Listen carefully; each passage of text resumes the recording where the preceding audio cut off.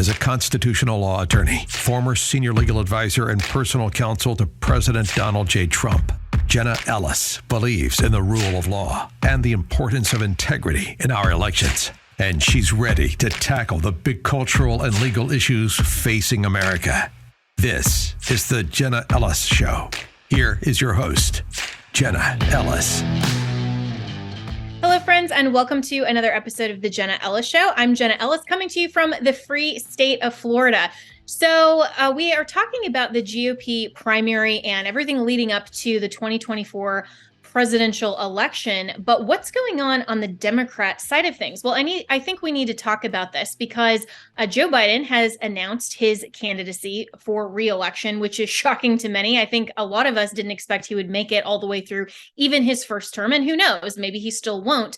But Robert Kennedy Jr. has announced his candidacy for the Democrat ticket. So what complications does this pose for Biden? Is this actually a good thing for Democrats? Will it have any effect on the GOP primary race? Well, all that and more with a very good friend right after this.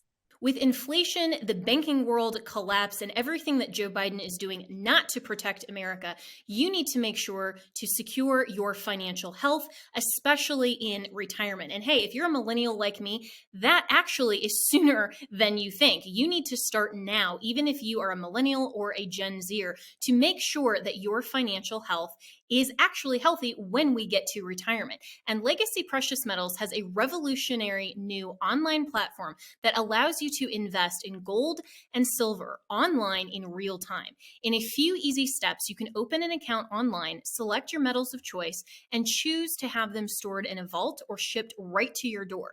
You'll have access to a dashboard where you can track your portfolio growth in real time anytime.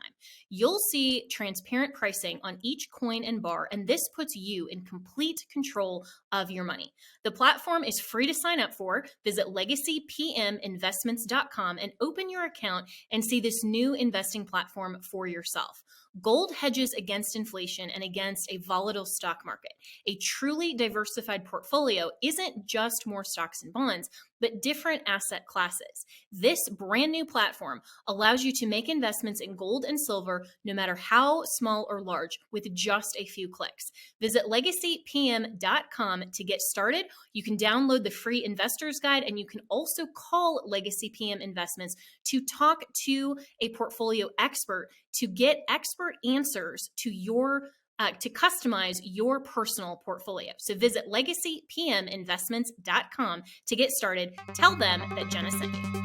So joining me now is Adam Creighton, who is the Washington correspondent for The Australian. And Adam, you and I have had this conversation about Robert Kennedy Jr. You joined me earlier this week on radio, and I just thought it was so fascinating. Your perspective on Robert Kennedy Jr. actually jumping in the race. You've called him a unifying candidate. So what does this tell you in terms of the Democrats and what the DNC is possibly contemplating in this kind of run against Joe Biden, who they're just presuming is going to get the nomination? Yeah, well, I think the first thing to say is this is the most interesting thing that's happened yet in the 24 campaign. I mean, it seems like we're heading to a Trump-Biden rematch, and I think if you ask most Americans, they don't want to see that. And so here's this, blast from the past, if you like, this famous name kind of coming to the race, RFK Jr., obviously very famous uncle, very famous father. It's interesting because he kind of embodies policies that appeal both to the left and the right. And that's, I think, what I meant when I said he was a unifying candidate. Remains to be seen how he's going to go, but he's already polling at 21%, I think, the latest poll. And that's just of Democrat voters. He started out at 10%, I think, when he launched in early April. Then there was 14%, then 19%, and now 21%. So who knows? It could go up to 30%. I think the Democrat Party would firstly be very angry that he's run, because obviously they want to get as much support for the president as possible. And secondly, they're going to try very hard to ensure that he doesn't succeed. They've already said there won't be any debates, which I think, in fairness, is just normal. I don't think incumbent presidents normally have to deal with debates from their own side. But nevertheless, it's going to be sold from the Kennedy perspective as an attempt to stifle democracy. And, President Biden's always talking about the importance of democracy and so forth, and yet he doesn't want to have a single debate with Kennedy. So, it's very interesting. I mean, I went to the launch in Boston, and that was very exciting. I thought the Boston Park Plaza Hotel, lots of disgruntled Democrats there, largely older people who voted for the party pretty much until Barack Obama, and then they'd stopped voting for it, or in some cases they'd started voting Republican. So I mean, I think it's really the Democrat Party that has changed, and not so much Kennedy, who says all the time that he just reflects the ideals of the 1960s Democrat Party. Yeah, and I think this is really interesting for the Democrats who have been so disaffected, and many of them who say, this isn't the party that I grew up with. I'm thinking of friends like Tulsi Gabbard, for example, who left the Democrat Party. She's not a registered Republican, but she leans more toward the ideals and the policy positions of the Republicans, because she has even said on this show when I interviewed her that the current Democrat Party just doesn't reflect the same values that, in her opinion, it once did. So there are a lot of disaffected Democrats. And so how do you think that this plays into the DNC's contemplation with looking at a candidate who is polling at over 20%, may get up to even 30%? That, at least from what I can recall, is pretty novel for someone who's running against an incumbent. I mean, generally, when you have a president who is popular, somebody like Barack Obama when he was running for his second term, and then of course President Trump in 2020, they didn't really have a challenger that even mattered. I mean, some people threw their hat in the ring, but everybody's like, okay, whatever, you're just setting up for the next election. But this seems very different. Yeah, look, certainly you have to go back to, I think, 1980 when Ted Kennedy, the uncle, yes, that's right, the uncle of RFK, challenged Jimmy Carter. And ultimately, Jimmy Carter prevailed, but I think he was seriously wounded in that process, that he had a serious challenger. And the same can be said, I think, of Gerald Ford. I can't quite remember the year. I wasn't born, but when I think Ronald Reagan, I think, threw his hat in the ring. And again, that seriously undermined Gerald Ford, who then lost. So, I mean, Carter and Ford both went on to lose after that experience. They still got the nomination, but they lost. And so we may see something like that again. I mean, I can't recall the polling figures that Ted Kennedy had. I mean, I assume it was something around 30% or so forth against Carter, which is not too much higher than we are already seeing from RFK. And it's interesting listening to him interviewed. He's extremely confident. I mean, I know that's what a candidate has to be, but he always says, whether it's to CNN or to Tucker when he had his show, that I'm going to win. I mean, he said he's got no plan B, because the plan B might be that he runs as an independent if he doesn't get the Democrat nomination, which could be disastrous for the Democrats, because that could basically have the effect of significantly reducing Biden's vote and then leading to the victory of Donald Trump or the Republican nominee. So as I said earlier, I think the Democrat apparatus, the machine, would be very concerned about this.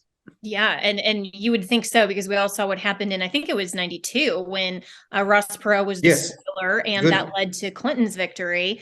When of course, that took a lot of the Republican vote away, and so we're seeing potentially a setup for that split. With the Republicans should be very happy about this, but if RFK Jr. ends up going into this race as an independent. We've also seen suggestions from some of President Trump's close allies, like Steve Bannon, for example, who is suggesting openly to President Trump on War Room that he should select Kennedy Jr. as his VP running mate. Depending on what Kennedy does, if he doesn't get the Democrat nomination, I would almost think it would be better for President Trump, if he's the GOP nominee, to let Kennedy run as an independent rather than on his same ticket, so you have that spoliation. What do you think about that? Yeah, look, I think that's a good point. I mean, it's hard. I think they're both good options. I mean, I think that Carrie Lake is supposedly the kind of number one at the moment to be that VP running mate. I'm not sure personally how wise that is, but anyway. I don't think, just on a side note, I don't think she will be, because Trump is very strategic. She brings absolutely nothing. I know, nothing. absolutely nothing. You're giving the left the talking point. Well, these are two quote unquote losers, even though obviously they still both claim that there were issues in the election, but that's just giving that talking point. I don't think it's going to be Carrie Lake, but anyway. But who do you think? I mean, personally, I think the Kennedy idea as Trump's VP would be very interesting. I mean, he would be able to appeal to some Dems. Maybe Trump could say something like, after 2 years, I'll be 80 or whatever, I'll step down, and then Kennedy will be president. I mean, he could say that. He might not follow through, but that would be a very interesting thing to say, right? Look, I don't think Trump yet has said anything about Kennedy in public. Have you seen anything? I haven't seen any comments. Not at all. It was interesting at the campaign launch speech in Boston that when Kennedy mentioned Trump, he wasn't too disparaging. He wasn't, mocking him and so forth. I mean, he criticised his response to COVID. He said that he was too easily convinced by his bureaucrats to shut things down, which is, maybe fair or not. But he wasn't hypercritical in the manner that Biden is always when he talks about Trump. So I guess there's the possibility of an opening there. But again, if you listen to Kennedy, he's going to get the Democrat nomination. So I don't know, maybe he has a good shot. I mean, who knows? I mean, it's not a good shot, but he definitely has a shot. And what I think is amusing is to watching the mainstream media try to destroy him already. They really dislike him because he's very skeptical of corporate and government power, just like good old-fashioned leftists used to be back in the 1960s. So he really embodies that, whether it's the pharmaceutical industry or the military-industrial complex or the security state. And he's very skeptical of all those things, which I personally think is healthy.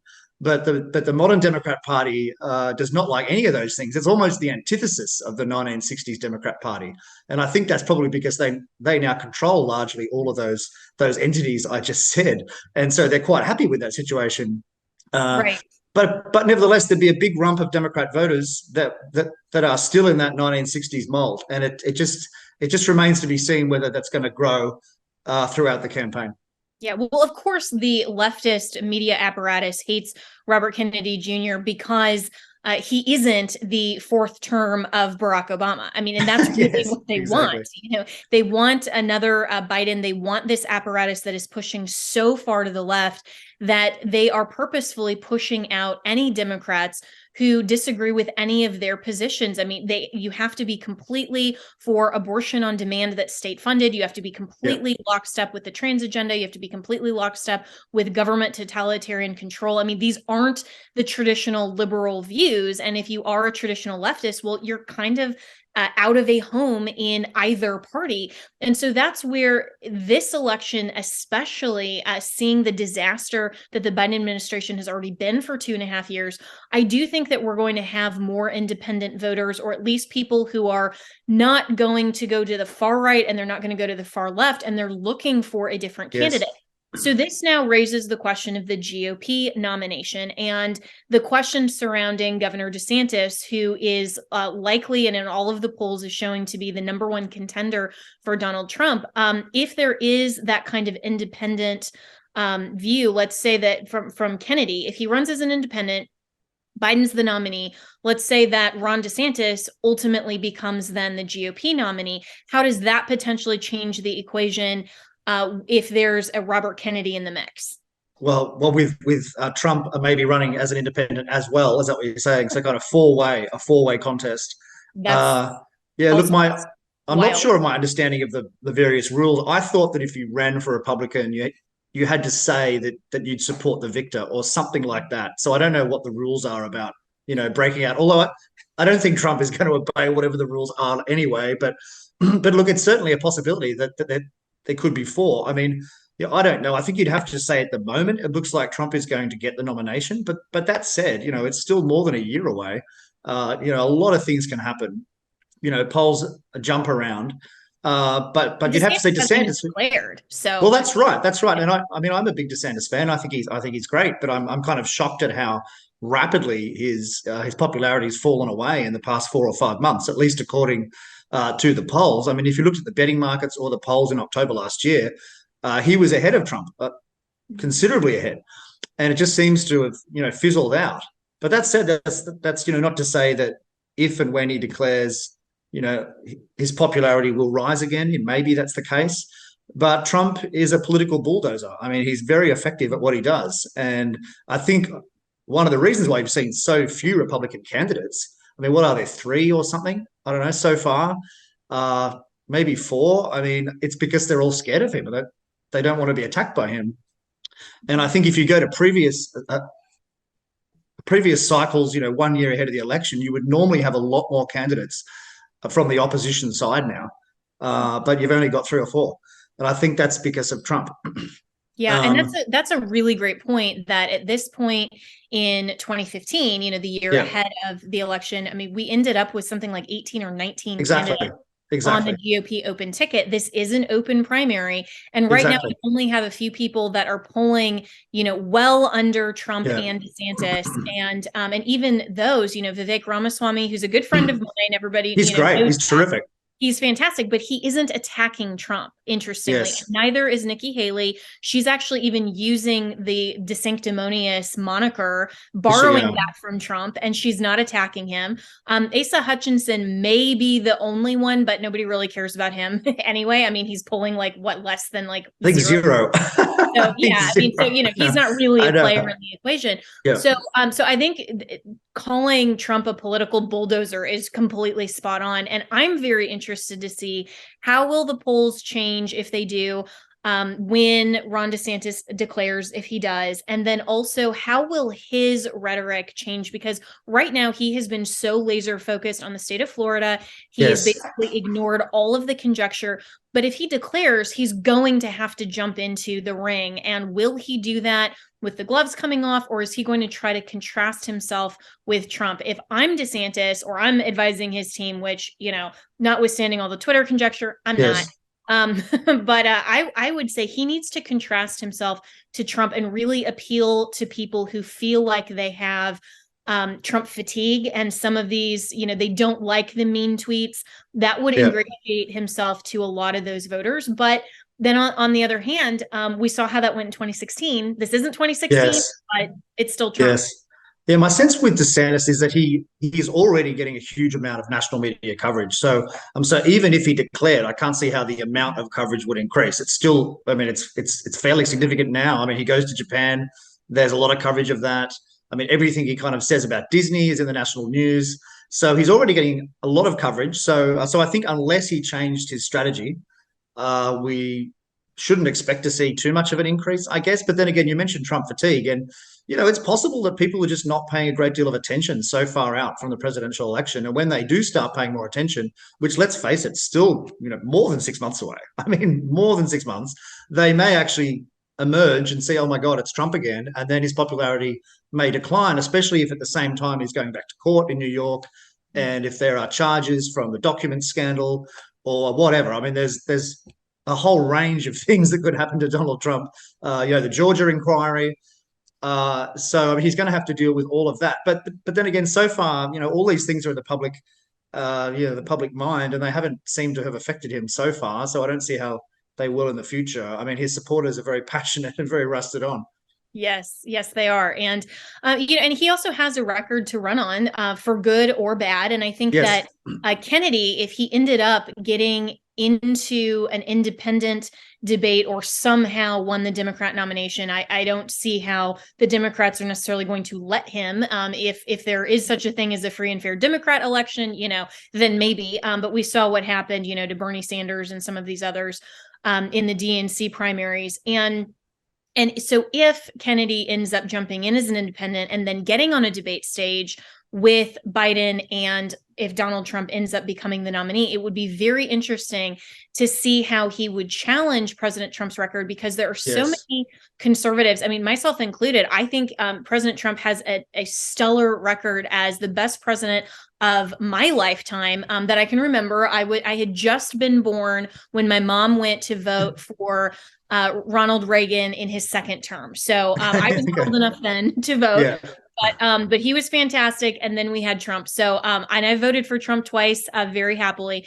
And, he's been such a great president on so many issues, but he does have this one issue of the vaccine and the COVID response that Kennedy in particular seems poised to exploit. So how do you see that situation when President Trump, right now at least, is saying that he doesn't want to engage in any of the GOP primary debates because he thinks he doesn't have to? He's treating himself like the incumbent, but he's not going to be able to do the same thing on a general stage. Well, I mean, it's interesting you say that, because I think as time goes on and more data comes out about COVID, I think the skeptics at the time are looking better and better, whether it's lockdowns or whether it's vaccine mandates. It doesn't matter what aspect it is. I think the people that are critical of first the Trump administration and then the Biden administration are starting to look great. And I can only see that continuing. And so that's going to be, kind of playing in Kennedy's favor in any future debate with Trump, Biden, and say Kennedy. The other thing is, the media tries to slam Kennedy about his so-called vaccine skepticism. But I don't think it's going to resonate as much as it would have 4 years ago, say, because I think a lot of Americans, and if you look at the surveys, huge proportions of them think that the COVID vaccines led to side effects that weren't sufficiently advertised, and they don't like the fact they were forced to take them. And I think those proportions are growing over time. And I think that just plays right into Kennedy's main political appeal. So I think, and I think calling him an anti-vaxxer all the time, I don't think it damages him so much. And actually, I mean, to be fair to him, if you read what he actually says, he's not against all vaccines. He's skeptical that we have too many of them, and that some of them are not rigorously tested enough. And he also thinks that the big pharmaceutical companies have too much influence over the various health regulators, which I think is true and obvious. I mean, that's just obvious economics. We know that in banking, we know that in car regulation, we know that in kind of every other aspect, that regulators do tend to be captured by the industries that they regulate. And so why would that not be true in health? Of course that will be true in health. And so he makes good points, I think. But as you suggested earlier, I mean, the modern Democrat Party and those who control most of the media, it's like a religion. There are certain things you just cannot offend, and you cannot step out of line at all. And if you do, whether it's trans issues, whether it's vaccines, whether it's lockdowns, you'll be viciously attacked. But I think people are seeing through it now. And, we can thank, I mean, maybe that's a bad word, but I think we can thank the COVID pandemic for waking a lot of people up to all of this nonsense. Yeah, 100%. I think if we've learned anything from the last 3 years of COVID, it's how easily those who are disposed to usurp, to put it in language of the founding fathers, and the Declaration of Independence, that those petty tyrants who would like to trample our rights and infringe on our rights will take any pretext possible.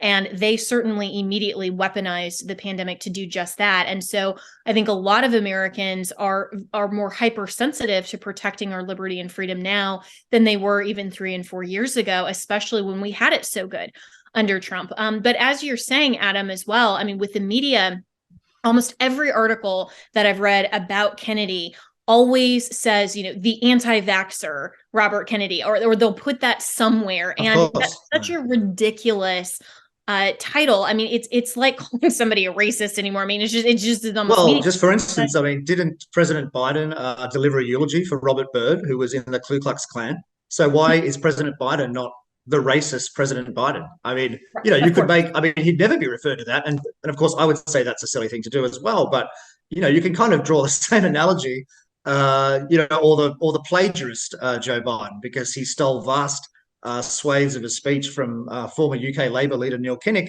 in the 1980s, almost word for word. So why don't we refer to him as the plagiarist Joe Biden?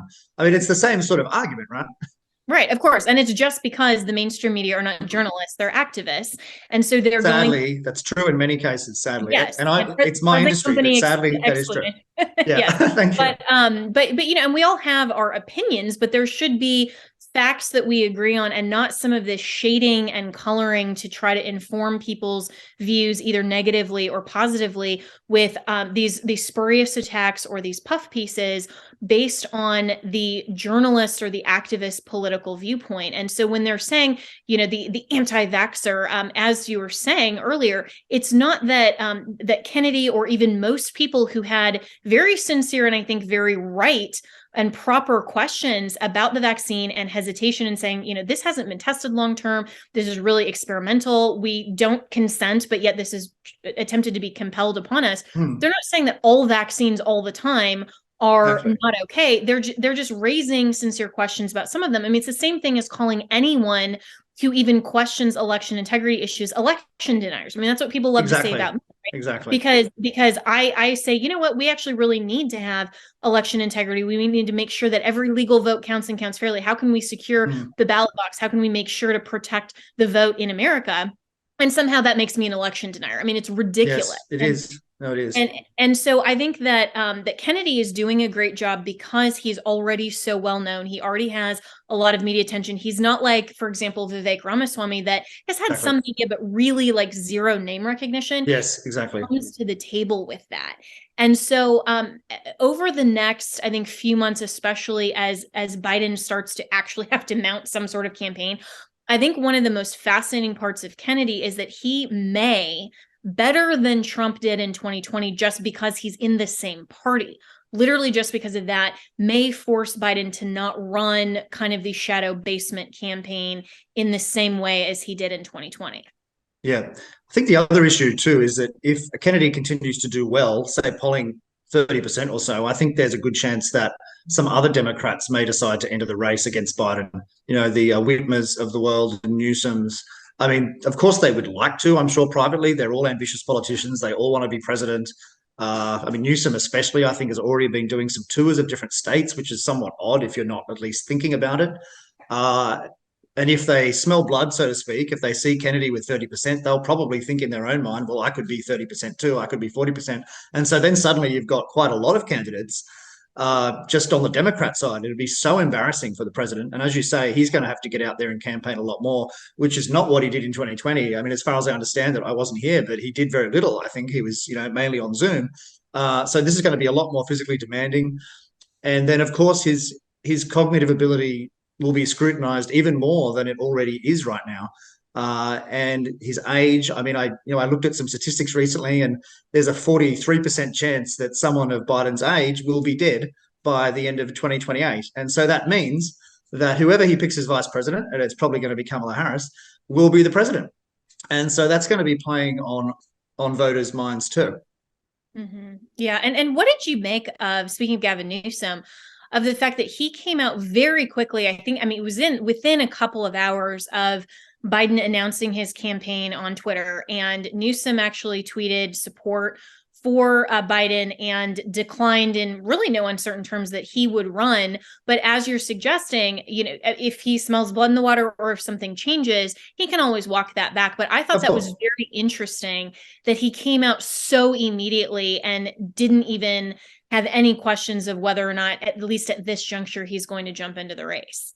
Yeah, look, I think that's certainly true. I mean, we know politicians always change their mind, and they always find a reason, a justification for doing that seems plausible. And I'm sure Newsom would do the same thing.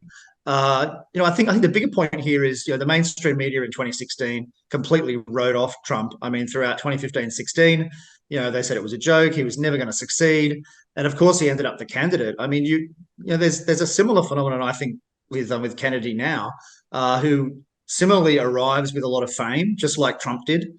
So the name's very well known, and he's already polling.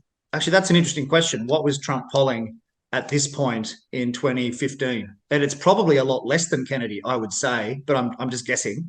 But it'd be interesting to see the parallels there. So I think the mainstream media and the Democratic Party, and they're often the same thing. So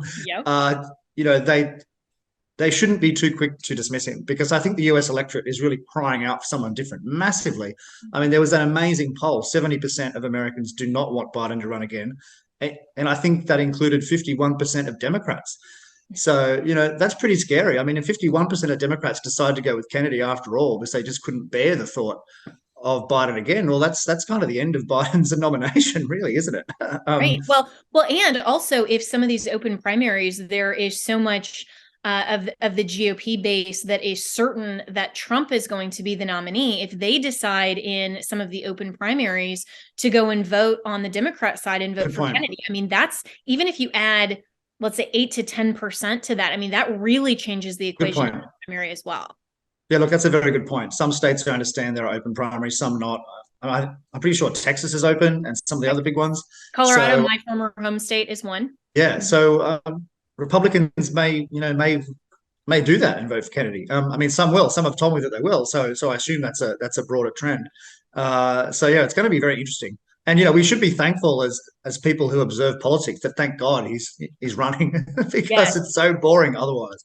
Well, absolutely. And I think you're absolutely right to do a sucky circle back to the very beginning of this conversation. that so many people don't want a rehashing of the Trump versus Biden. And I think there is a lot of that sentiment that even the people who ardently support Trump don't want to see that. And the people who are just so done with Biden on the Democrat side don't want to see that. And, there is this kind of fatigue because we have term limits, especially in our highest office in the land, that we need to get fresh people in there. And I think that's what's going to be really fascinating as well, to see the contrast between the Trump of 2016 and now the Trump of 2024 and how that's going to ultimately play very differently. I mean, he's not the outsider that he was. He's not the one who's coming in new to politics. He's a known quantity now. He does have a track record and he has a lot more supporters starting out with, but he also has, some of these things that he's going to have to answer. And so a lot of these questions, I think, we'll definitely continue to analyze, we'll continue to critique. And I think it's going to be fascinating to see if and when DeSantis enters the race. And I'm confident he will, to see how that ultimately changes the dynamic on the GOP side. And if Kennedy, as you suggest, Adam, ends up polling higher, whether that changes the equation for Democrats or especially some of these others that may want to jump in. So Adam Creighton, really appreciate your time, Washington correspondent at The Australian, and you can follow him on social media. I do now. I think that you are a great prolific writer and tweeter and commentator. Thank you. So look forward to continuing the conversation as we continue to observe this political circus. So thanks. Indeed, Jenna. Thanks for having me. Enjoyed it.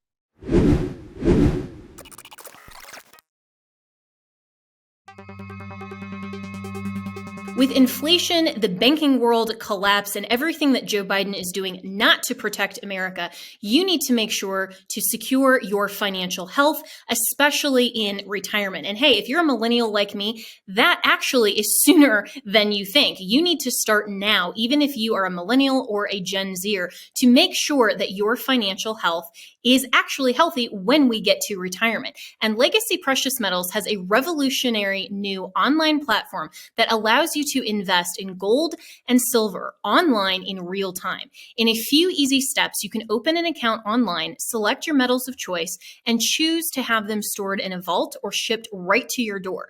You'll have access to a dashboard where you can track your portfolio growth in real time anytime. You'll see transparent pricing on each coin and bar, and this puts you in complete control of your money. The platform is free to sign up for. Visit legacypminvestments.com and open your account and see this new investing platform for yourself. Gold hedges against inflation and against a volatile stock market.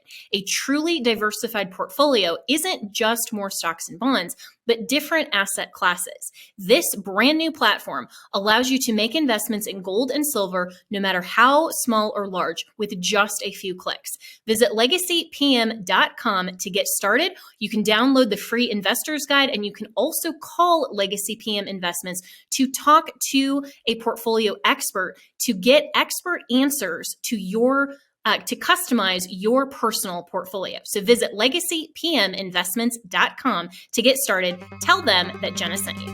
Have you ever picked up a towel set because it felt so soft in the store, but then when you leave and you go to use it, it's not really that absorbent? It's basically a towel that is leaving you out to dry. That's why MyPillow has developed the MyPillow towels that actually work. I know, it's totally mind-blowing. Towels that actually dry you. Their 6-piece towel set includes 2 bath towels, 2 hand towels, and 2 washcloths. They come in a variety of colors. I have the sage green and the white. I love them. And right now you can receive a 6-piece set for only $39.98 with promo code Jenna. That's JENNA. So go to mypillow.com right now and click on the radio listeners special. MyPillow products come with a 10-year warranty and have a 60-day money-back guarantee. So to receive this amazing offer on the 6-piece towel set of MyPillow towels, just go to mypillow.com, click on the radio listener special, and enter promo code Jenna, that's JENNA, or call 1-800-564-8475. That's mypillow.com, promo code Jenna.